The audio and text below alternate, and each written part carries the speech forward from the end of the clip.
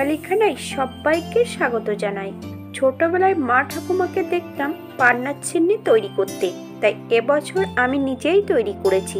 তবে ছোট ছোট টিপসও আপনিও খুব সহজে শিখে নিতে পারবেন। তবে আমি আজকে এখানে কিভাবে পান্নার ছিন্নি তৈরি করলাম চলুন সেটা একবার দেখে নেওয়া যাক। আজকে কোনো রান্নার রেসিপি নয়, ভীম একাদশীতে কিভাবে ছিন্নি তৈরি করা হয় সেটা একবার আপনাদের দেখাবো। মিডিয়াম সাইজের এক বাটি ঘন্টাখানিক আগে চালগুলোকে ভিজিয়ে রেখেছি।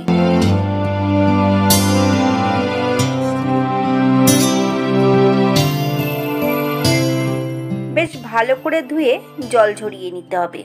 সম্পূর্ণ চালগুলো মিক্সারের বাটিতে অ্যাড করব। সামান্য একটু জল অ্যাড করতে হবে।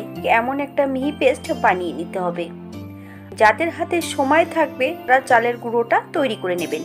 যারা চালের গুঁড়ো তৈরি করে নেবেন তারা কিন্তু একদম মিহি গুঁড়ো তৈরি করে নিতে হবে, যেন কোনো দানা দানা না থাকে। ব্যাটারের থিকনেসটা ঠিক এমন হলেই হবে। এমন নিত্য নতুন রেসিপি পাওয়ার জন্য চ্যানেলটি সাবস্ক্রাইব করে রাখবেন, তবে পাশে থাকা বেলটা বাজিয়ে দেবেন, নইলে নোটিফিকেশন পাবেন না। এই সম্পূর্ণ ব্যাটারটা একটা বোলের মধ্যে অ্যাড করতে হবে। আমি এখানে 4 টুকরো মতন গুড় অ্যাড করেছি। এখানে কিন্তু নতুন গুড় আমি অ্যাড করেছি। আপনারা চিনি অথবা আখের গুড় দিয়ে এটা তৈরি করতে পারবেন না, সম্পূর্ণ খেজুরের গুড় দিয়ে এটা তৈরি করতে হবে। গুড়টাকে বেশ ভালো করে গলিয়ে নিতে হবে। 10 মিনিটের মতন ঢাকা দিয়ে রেখে দিতে হবে রেস্টে। আপনাদের হাতে যদি সময় থাকে তাহলে বেশি সময় রেখে দিতে পারেন। মিডিয়াম সাইজের একটা নারকোল তার একটা ভাগ আমি কুড়িয়ে নেব। সম্পূর্ণ নারকোলটা ব্যাটারের মধ্যে অ্যাড করতে হবে।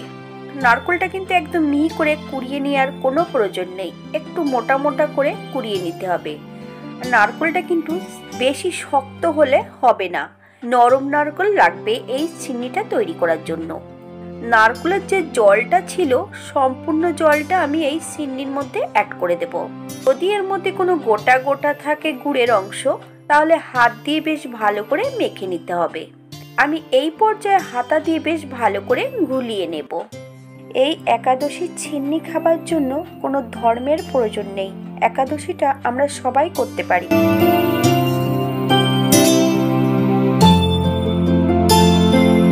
এই ছিন্নিটার ঠিক এরম হবে থিকনেসটা, এর থেকে বেশি মোটাও না বেশি পাতলাও না, ঠিক এমন ভাবে বানিয়ে নিতে হবে। সার্ভ করার জন্য আমি দুটো গ্লাস নিয়ে নিয়েছি।